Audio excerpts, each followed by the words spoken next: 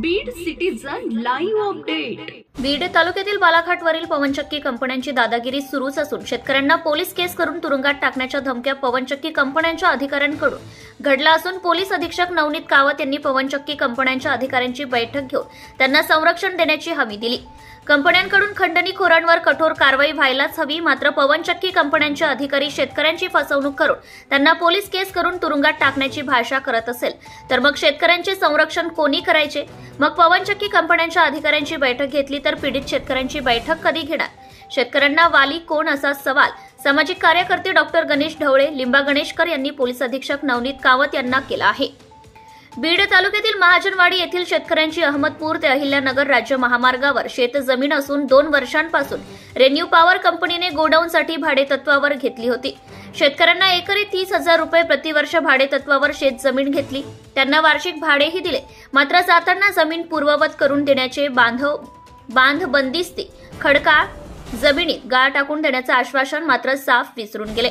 दिनांक 27 रोजी कंपनीच्या गाड्या जागा खाली करत असताना शेतकऱ्यांनी गाड्या अडवून विचारणा केली असता त्यांना गाड्या सोडून द्या, अडवू नका, अन्यथा पोलीस केस करून तुरुंगात टाकू अशी धमकी दिल्याने शेतकरी संतप्त झाले आहेत।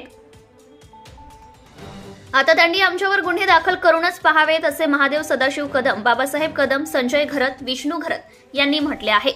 पोलीस अधीक्षक नवनीत कावत यांनी 2 जानेवारी रोजी बीड जिल्ह्यात पवनचक्की उभारताना त्रास होऊ नये म्हणून सौर व पवन ऊर्जा प्रकल्प अधिकाऱ्यांची बैठक घेतली आणि दलाल खंडणीखोरांना घाबरू नका, गावगुंड खंडणी मागत असतील तर जवळच्या पोलीस ठाण्यात तक्रार करा, स्थानिक पोलिसांचे नंबर ठेवून त्यांना माहिती द्या आणि संकट समय 112 नंबरला फोन करा अशा प्रकारच्या विविध सूचना दिल्या।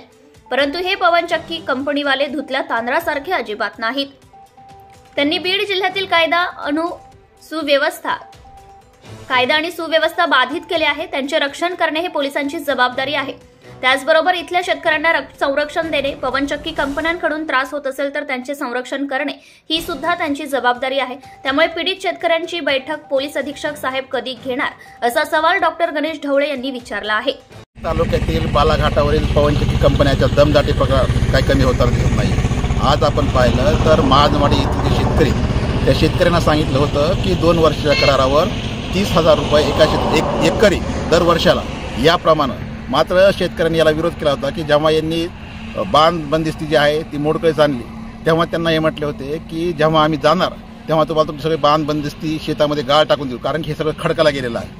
मात्र आज या ठिकाणी हे निघून जात आहेत आणि शेतकऱ्यांनी जेव्हा विचारलं की तुमच्या ठरल्याप्रमाणे आम्हाला तुम्ही बांध बंदिस्ती करून देत नाहीयेत, तेव्हा जाकीर नावाचा करून त्यांनी दिले की बाबा की तुम्ही जर गाड्या आमच्या अडवल्या तर आम्ही तुमच्यावर पोलीस केस करू। म्हणजे एकंदरीत पोलीस अधीक्षक साहेबांनी सांगितलं, पवनचक्की कंपन्यांची बैठक घेतली, पवनचक्की कंपन्यांवर अन्याय होऊ नये, त्यांची पाठराखण जरूर करावी, मात्र या शेतकऱ्यांची पाठराखण कोण करणार आणि या शेतकऱ्यांना न्याय कोण देणार हा खरा प्रश्न आहे।